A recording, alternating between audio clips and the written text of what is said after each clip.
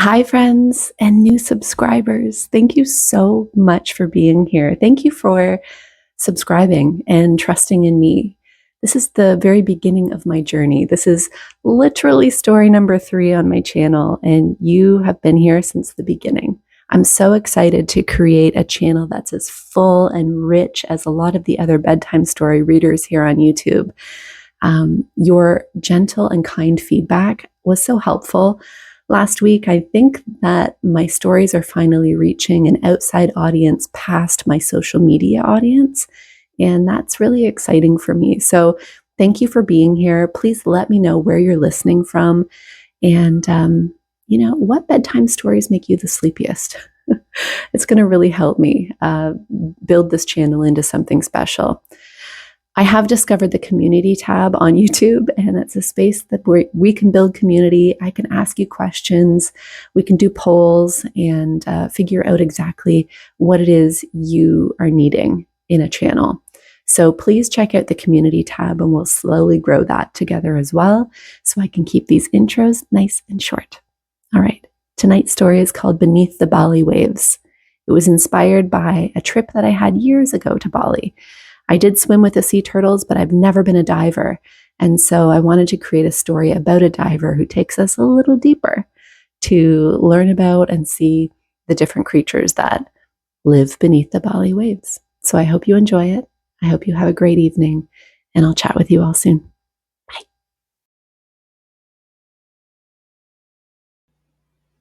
Okay, it's time to get comfortable. And remember to take a few deep breaths to prepare yourself for rest. Close your eyes, and I would love to introduce you to the next Drift Away Tales story called Beneath the Bali Waves. I hope you enjoy. Are you ready? Okay, let's get started. I wake up slowly, blinking my eyes open to the soft, warm light filtering through the bamboo blinds.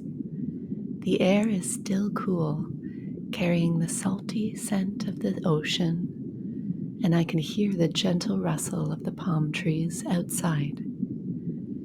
I take a deep breath and stretch, feeling the comfort of the soft linen sheets beneath me.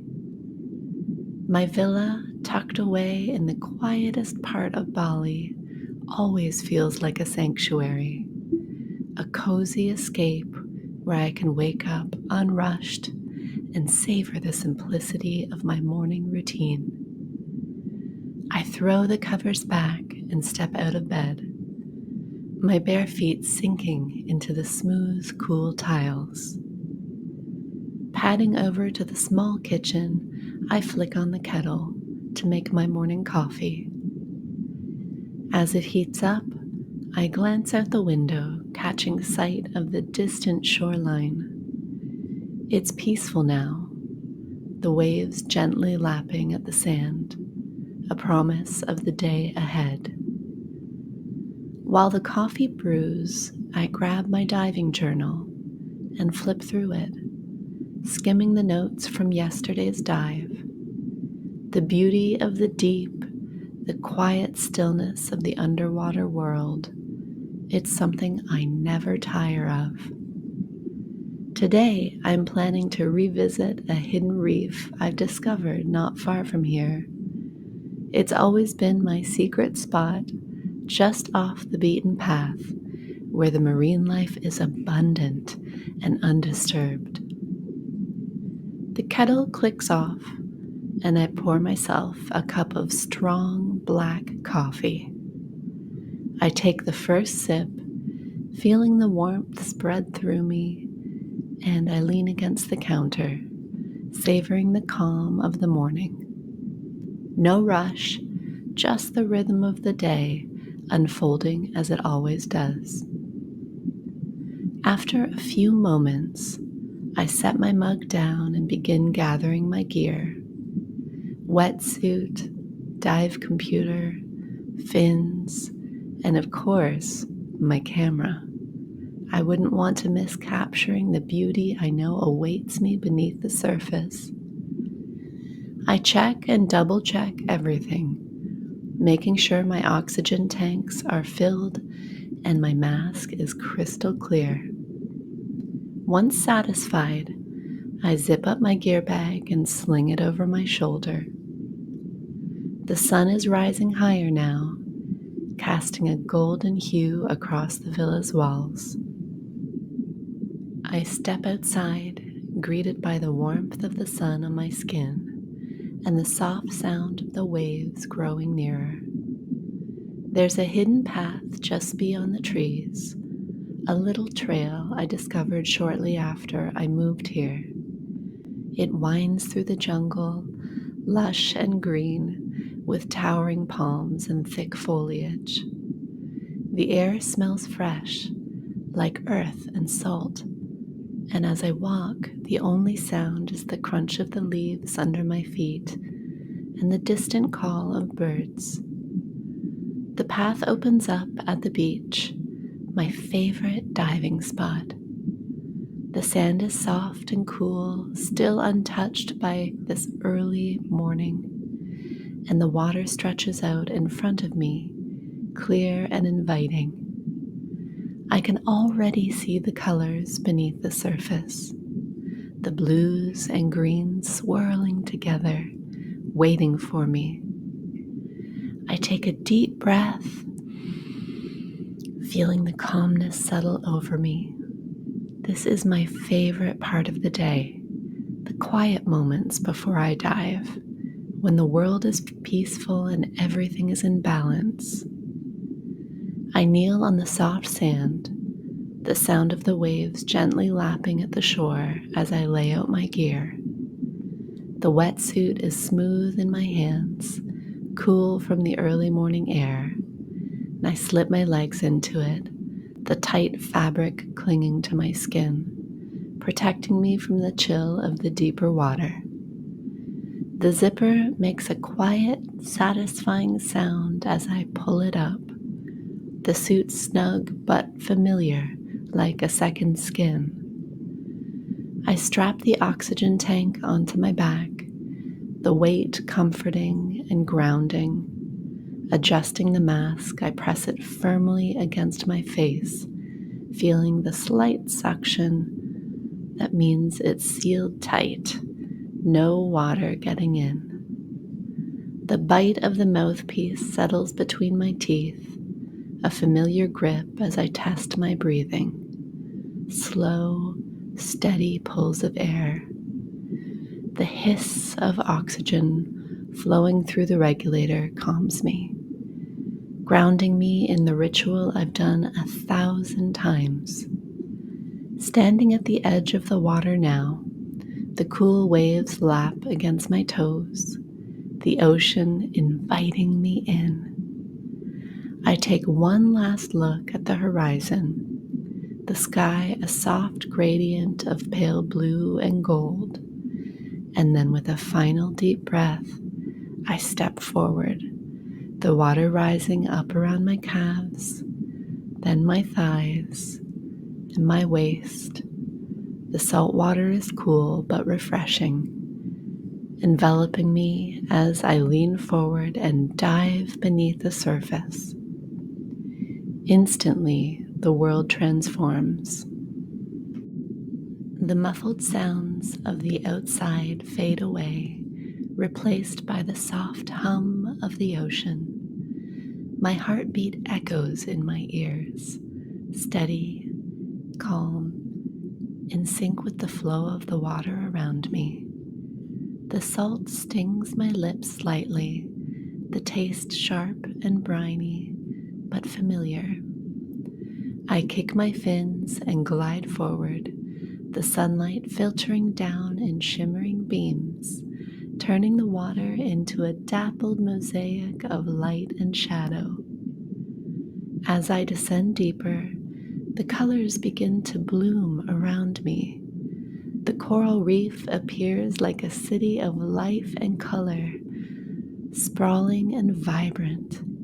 Coral in every shade imaginable: pink, pinks, purples, fiery oranges, and yellows spread across the ocean floor like a painter's palette.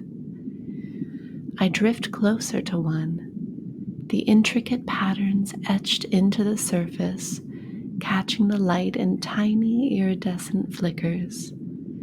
I reach out, grazing it with the back of my hand, feeling its rough, textured surface beneath my fingertips.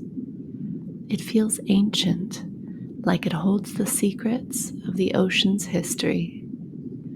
Small darting fish swim around me, their scales flashing like silver and gold coins tossed into the water.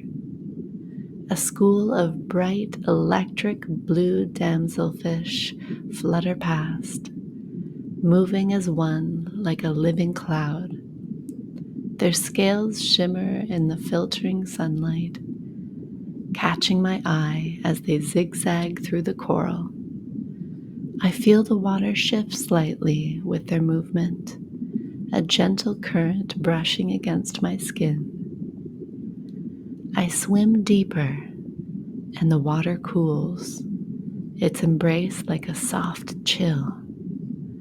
My eyes adjust to the deeper blues and greens that surround me, and the scent of salt water, faint but ever present, fills my nose, even through the mask. The underwater world is alive with sound, a constant hum. The distant clicks of crustaceans, the soft rustle of seaweed swaying in the current, and the faintest murmur of the deep. As I pass by a towering coral formation, a sea turtle glides into view, its wide, graceful fins propelling it effortlessly through the water. I watch in awe as it moves slowly, deliberately, its shell a patchwork of browns and greens, each markings telling the story of its long life. I follow it for a while, captivated by its ancient, serene presence. Nearby, a flash of movement catches my attention. A lionfish, its spine spread out like a fan of delicate needles, each one striped in deep reds and whites. It hovers near a cluster of anemones, which sway gently in the current. I feel a thrill at the sight of it, marveling at its beauty and danger. It moves so gracefully, the water barely stirred by its presence. I swim further, deeper, and the colors begin to shift again. Here, the light is dimmer, and the creatures more mysterious. A moray eel peeks out from a crevice, its sharp eyes watching me as I glide past. Its body undulates in the water, sleek and powerful, disappearing into the shadows. The reef here feels quieter, more secluded, a hidden corner of the ocean where only the brave or curious wander. The sand beneath me was fine, almost silky between my fingers, as I reached down to feel it, its texture smooth and cool. I hear the faintest crackle of tiny creatures hidden among the coral, going about their day in the vast underwater world. The ocean is alive, but in a way that's so much quieter, subtler than life on land. As I float just beneath the surface, basking in the calm of the ocean, something in the corner of my vision shifts. A flicker of movement, quick and fluid. I turn my head slowly, careful not to disturb the water too much, and there it is, a small octopus gliding effortlessly between a cluster of coral. Its body changes color, shifting from a sand beige to a vibrant purple as it moves, almost as if it's teasing me, saying, "Here I am, catch me if you can." I smile behind my mask, recognizing the mischievous nature of this creature. Octopuses are known for their intelligence, curious minds, and playful behavior. This one I can already tell is no exception. I adjust my position, floating nearer but keeping my movements slow and gentle. I don't want to startle it. Instead, I hover there, watching as it investigates its surroundings with what seems like a sense of wonder. Its arms move like ribbons in the water, 8 fluid limbs propelling it forward with ease. I watch in awe as its skin shifts again, now a mottled pattern of brown and green, blending seamlessly into the coral beneath it. The ability to change both color and texture is one of the most remarkable things about the octopus. A natural camouflage that allows them to hide in plain sight. It's not just for defense, though. Sometimes, like now, I think they do it just for fun, as if experimenting with their appearance. The octopus seems to have noticed me now. It hesitates, its large, intelligent eyes studying me curiously. I remain perfectly still, letting it make the first move. Slowly, cautiously, it drifts closer, tentatively extending one of its arms towards me. I stay calm, my heart beating a little faster, not out of fear, but out of excitement. It's rare to get this close to an octopus in the wild, and even rarer for one to engage so openly. Its arm brushes my outstretched hand, and I feel the cool, soft suction of its tiny suckers. It's gentle, exploratory, like it's testing the texture of my skin, learning who I am. Each sucker moves independently, giving it a sense of touch that's almost as sensitive as our fingertips. I marvel at the feeling, smooth and slightly sticky, but not unpleasant. There's a delicate curiosity in its touch, as though it's just as intrigued by me as I am by it. Octopuses are fascinating creatures. Not only are they incredibly intelligent, able to solve puzzles and remember patterns, but they're also known to be playful. I've discovered some researchers have observed them engaging in what looks like games, tossing objects, playing with their food, and interacting with divers like me. I can feel that playfulness now as the octopus starts to weave in and out of the water between us, wrapping its arms around a nearby piece of coral before darting away, only to return moments later. I chuckle softly into my regulator, feeling like I'm a part of its game.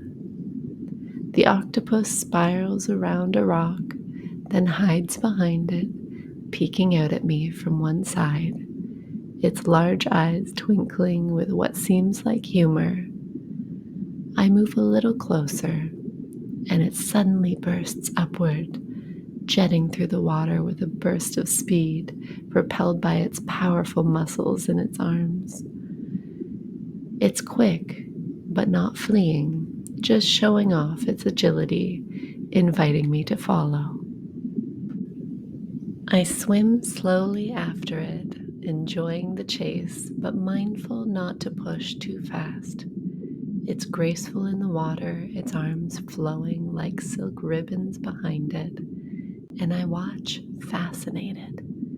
as it changes color again, this time blending in with the seaweed that drifts nearby. It settles down onto a patch of sandy floor, its color once more shifting to a pale sandy hue, making it almost invisible except for those curious, watchful eyes. I hover above, admiring its adaptability, thinking about how octopuses are master escape artists. They can fit through the tiniest cracks and crevices thanks to their lack of bones and their cognitive abilities that are unmatched among invertebrates. Scientists believe that each of their arms has a mind of its own, capable of independent thought and action. It's like I'm observing not just one creature, but 9 distinct brains at work. The central one in its head and the 8 distributed throughout its arms. As if reading my thoughts, the octopus stirs again, this time rising slowly from its hiding spot. It reaches out with one arm, wrapping it gently around a piece of floating seaweed, then lets go, watching as the plant drifts upward. It seems to be watching it, almost amused by the way it moves. I can't help but wonder if this is how they pass their time down here, interacting with the world around them in ways that are as curious as they are. Then the octopus turns its attention back to me. It floats closer again, and before I know it, one of its arms has loosely wrapped around my wrist.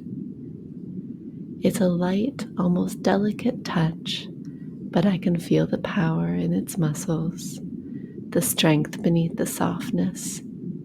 It holds me there for a moment, as if to say, we're connected, you and I, in this underwater world.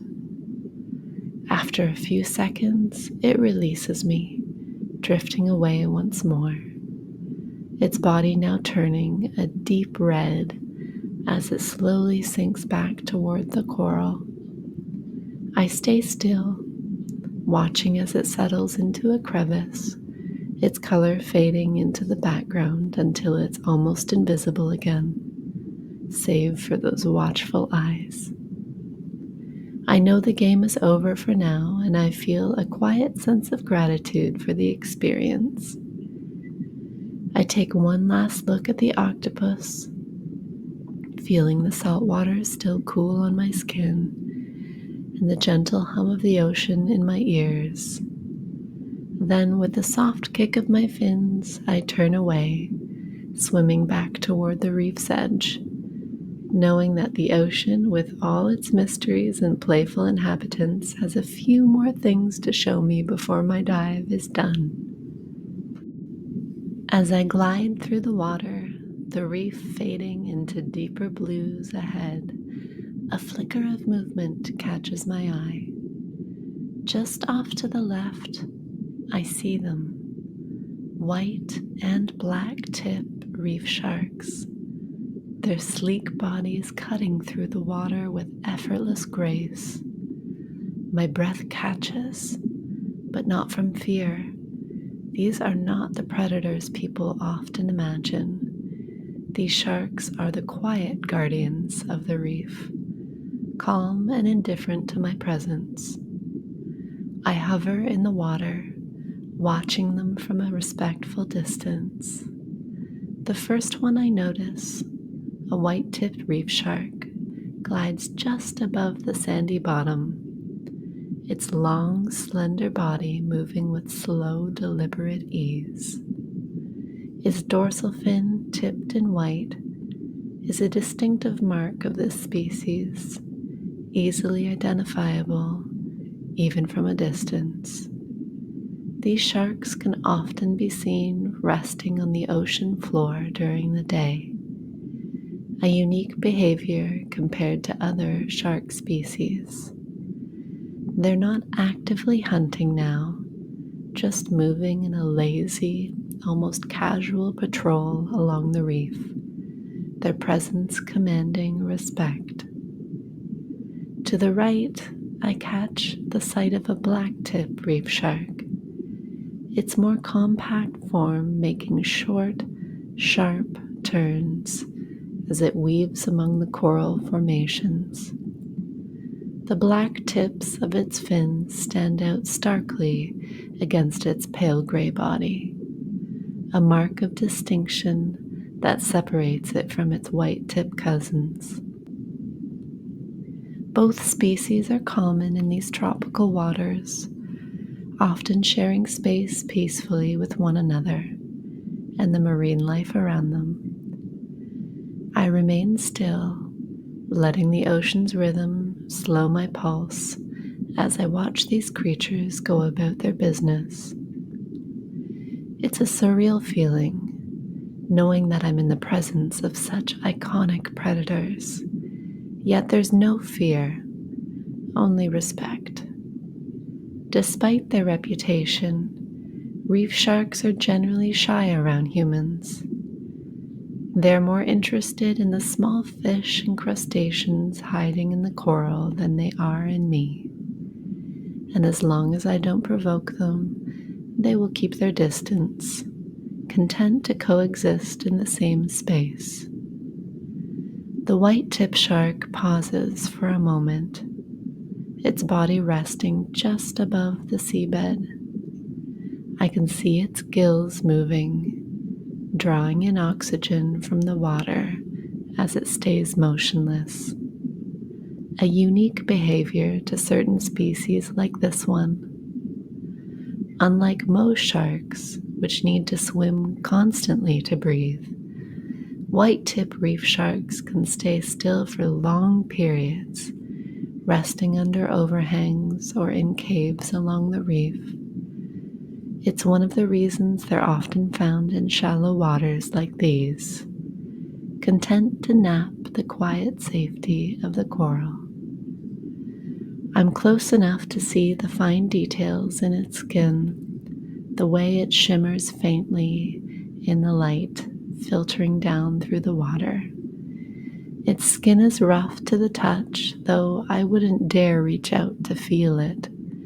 But I know from experience it has the texture of fine sandpaper, covered in tiny tooth-like scales called dermal denticles.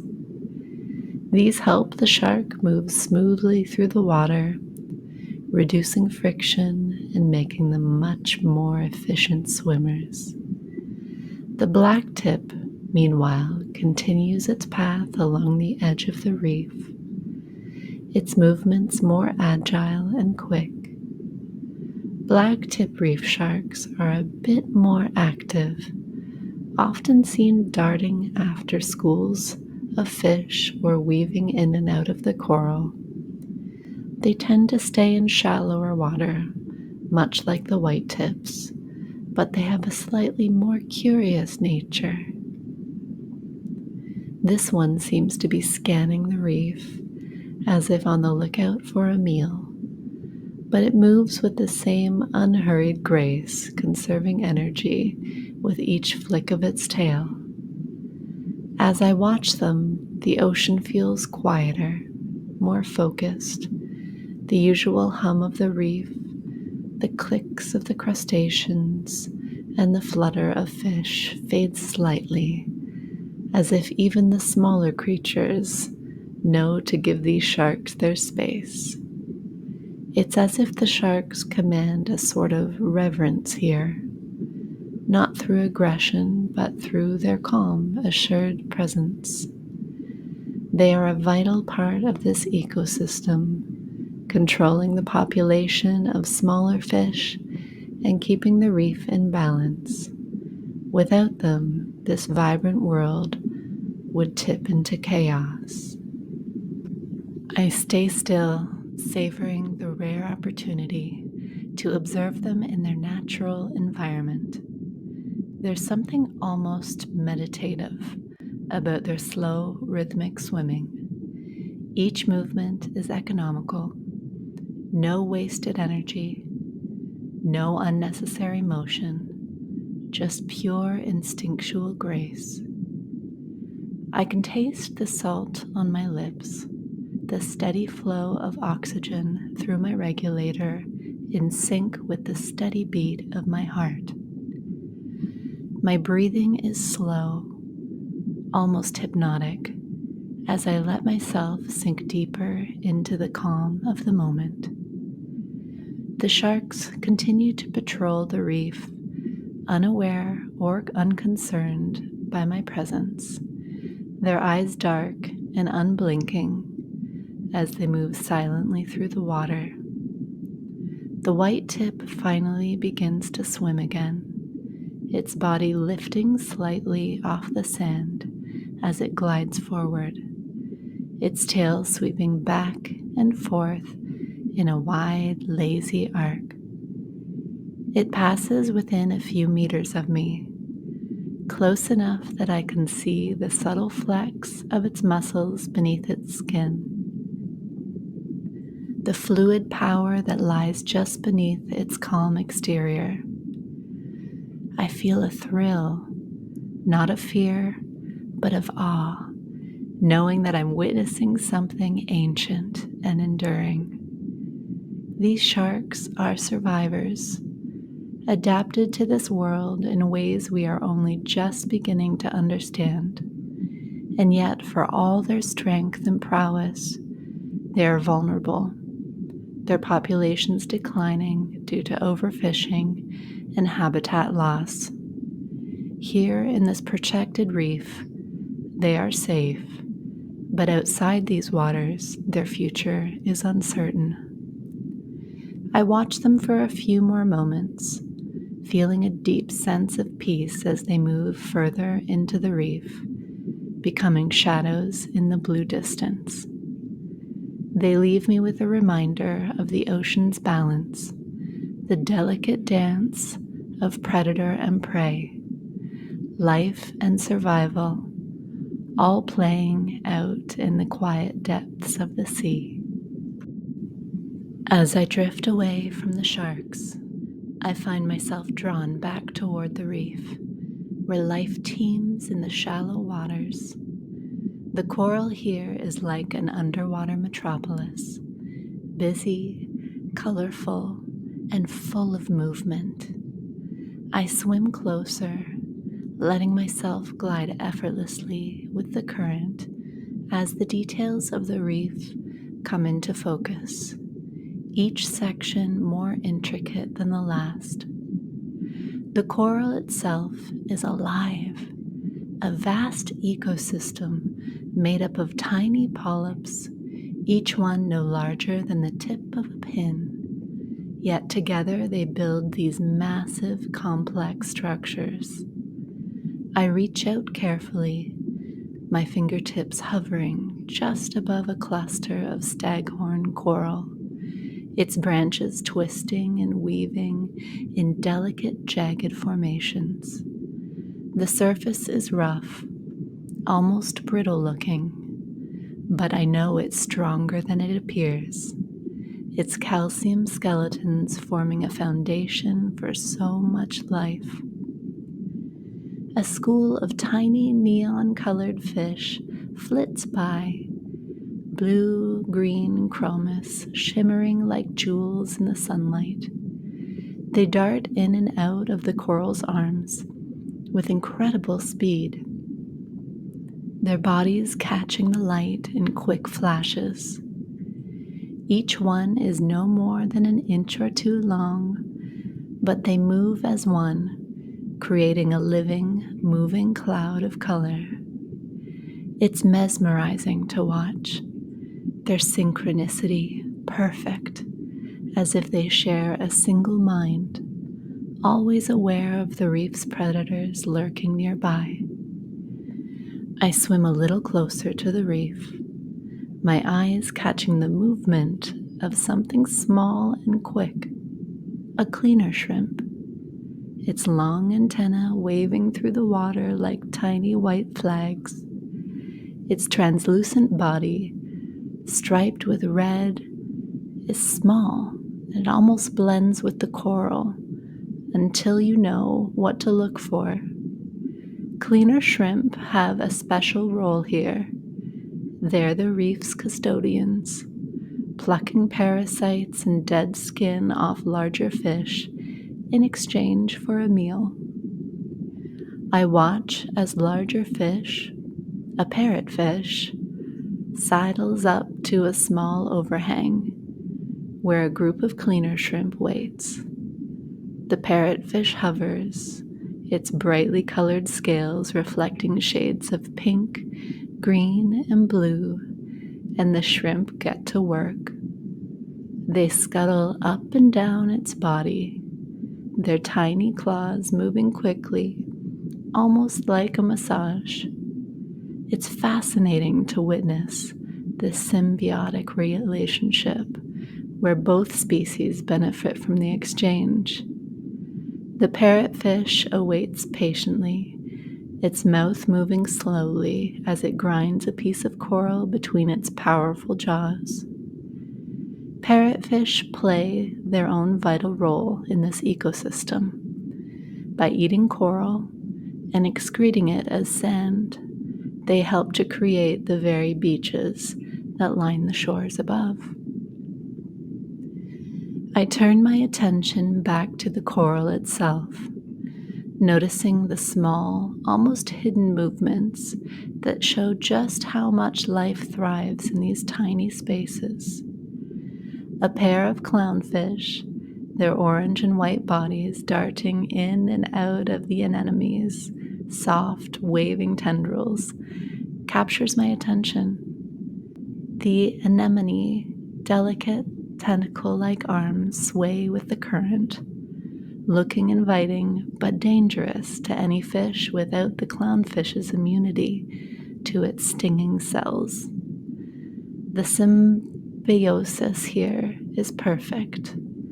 The clownfish find shelter within the anemone's protective arms, while in return, they chase off any potential predators that come too close. The water is warm against my skin, and the subtle, almost imperceptible sounds of fish fins and bubbles fills my ears. I hover just above the coral, letting the current guide me from one patch of life to the next. A small wrasse darts by, its slender body flashing iridescent greens and purples as it quickly maneuvers between coral branches. It's so quick that it's almost impossible to follow. But in that brief moment, I can see the intricate details on its scales, the way they catch and reflect the light like miniature rainbows. Further along the reef, I spot a more elusive creature, a tiny, nearly transparent goby, no bigger than my fingertip, perched on the edge of a coral head. Its eyes are large and alert, scanning its surroundings for any sign of danger. It's perfectly camouflaged against the sandy-colored coral, but I've learned to look for the subtle movements that give these little fish away. Gobies are among the smallest and most numerous residents of the reef, and yet they can be easy to miss if you're not paying attention. I feel the fine grains of sand stir beneath me as I swim lower, brushing lightly against the coral to get a closer look at the creatures hiding in the nooks and crannies of the reef. A hermit crab catches my eye, its small spiraled shell standing out against the backdrop of the coral. It scuttles across the sandy floor, one claw larger than the other, constantly in search of food or a new home. These little crustaceans are always on the move, scavenging for scraps left behind by the larger fish. Near the base of the reef, I see a small colony of brittle stars, creatures that look like starfish, but with long, spindly arms. Their thin limbs wave in the gentle current, reaching out to grab bits of plankton floating by. They are almost ghostly in their movements, their delicate arms moving in slow rhythmic patterns as if they're performing some underwater dance. As I move away from the brittle stars, I notice something else. An octopus, smaller than the one I encountered earlier, hiding between two rocks. Its skin ripples and changes color in an instant, blending into the mottled coral around it, but its large eyes remain fixed on me. For a moment, we share a silent understanding before it disappears deeper into the crevice, its arms snaking around the coral as it retreats to the safety of its hiding place. The water is filled with so much life here, from the tiniest shrimp to the largest fish, all coexisting in this complex web of survival and cooperation. The colors are so vibrant, brilliant yellows, oranges, purples, and blues, and yet even in the quietest, most camouflaged corners, there's always something to discover. The longer I stay here, the more I feel connected to this hidden world. Each fish, each crustacean plays its part in the balance of the reef, just as I do by simply observing and respecting their space. And as I swim among them, I'm reminded of how delicate yet resilient this underwater ecosystem is, alive with motion, color, and life. The reef below me fades into a blur of colors and motion as I start my slow ascent toward the surface. I take my time, as any diver knows to do, moving up gradually, letting my body adjust to the changing pressure. The sunlight above shimmers through the water, its golden beams dancing on the surface, calling me back to the warmth of the island. But before I can reach the surface, I spot something that makes me pause. A bloom of jellyfish. Their translucent bodies pulse gently with the water, their long, delicate tentacles drifting like ribbons in the current. They float just below the surface, moving slowly but gracefully, each one a small, beautiful danger. I recognize them immediately. Box jellyfish, some of the most venomous creatures in the ocean. Their stings can be fatal if not treated quickly, and yet in this moment, they are beautiful, almost mesmerizing as they glide through the water in silence. My pulse quickens, but I don't panic. I know how to navigate through them. Years of experience have taught me that fear only leads to mistakes. I adjust my position in the water, watching the jellyfish carefully, gauging the direction of the current. I move slowly, calculating each kick of my fins, careful not to disturb the water too much. I can feel the coolness of the ocean against my skin, the slight tingle of tension in the air as I pass closer to their drifting forms. The key is to stay calm, to move deliberately, but not too quickly. The jellyfish are not predators. They don't chase their prey. They simply drift, their tentacles dangling, waiting for something to brush against them. I weave my way between them, staying focused, my breath steady through my regulator. One glides just above my head, its bell pulsing gently in the water. I feel the faintest brush of a tentacle near my arm, but I manage to pull away just in time. My heart skips a beat, but I stay calm, moving smoothly upward, and the jellyfish are now behind me.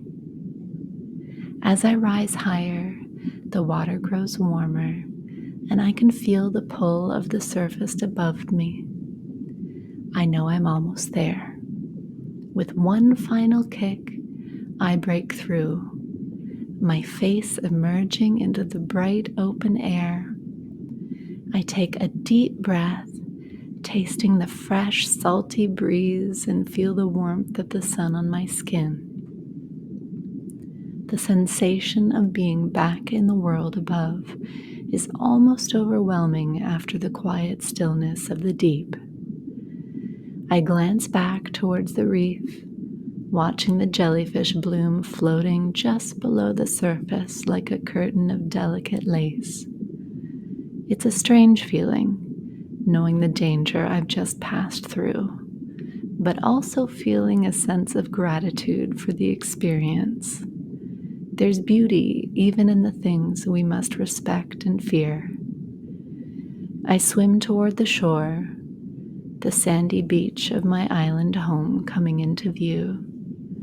The water becomes more shallow, and soon my feet touch the soft sand beneath me.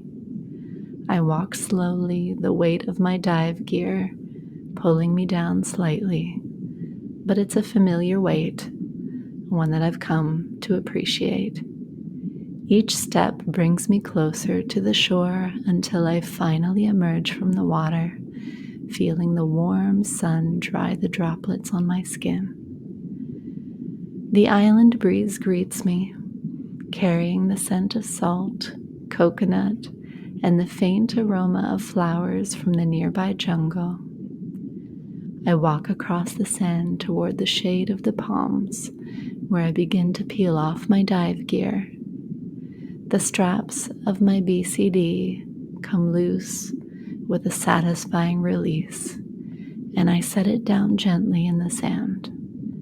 My fins come off next, followed by my mask. I feel lighter, freer now that I'm back on land, the last traces of the ocean still clinging to me. Once everything is packed away, I sling my big gear bag over my shoulder and head up the small familiar path that leads to my villa. The island is quiet today, the only sounds coming from the rustling of palm leaves and the distant calls of birds. As I reach my home, I feel a wave of peace wash over me, the kind that only comes after a long dive in the deep blue.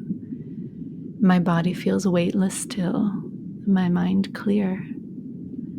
I drop my gear outside and I step inside my cozy villa. The open air design, letting in the island breeze. The warmth of the wooden floors greet my bare feet as I head straight for the kitchen. My favorite part of any dive is the moment of relaxation that comes afterward. I open the fridge, pull out the ingredients for my favorite island smoothie: ripe mango, a splash of coconut milk, and a handful of fresh pineapple. The blender hums softly as I prepare the drink, the tropical scents filling the air. It's refreshing and sweet, the perfect way to end the day. With the smoothie in hand, I step back outside, walking across the patio to my favorite chair under a tall, swaying palm tree. The chair is well worn, shaped to my body from many afternoons spent exactly like this, sipping a cold drink and feeling the island's rhythm slow my heart. I sink into the chair, the breeze cooling my sun-warmed skin, and take a long sip of the smoothie. The flavors are vibrant and tangy, and the chill of the drink is refreshing after the heat of the day. From my seat, I can see the ocean stretching out before me, the gentle waves lapping at the shore. The sky is a soft golden hue as the sun begins its slow descent, casting a warm amber light over everything. I breathe deeply, letting the tranquility of the island settle around me. There's no rush, no need to do anything more today. I close my eyes for a moment, listening to the distant sounds of the waves and the rustle of the palm leaves above. The ocean has given me so much today: adventure, beauty, and a reminder of the balance between risk and reward. Now it's time to rest, to soak in the peace of the island, knowing that tomorrow will bring more of the same. I smile to myself, content in this moment. The world is quiet, the island calm, and for now, that's all I need.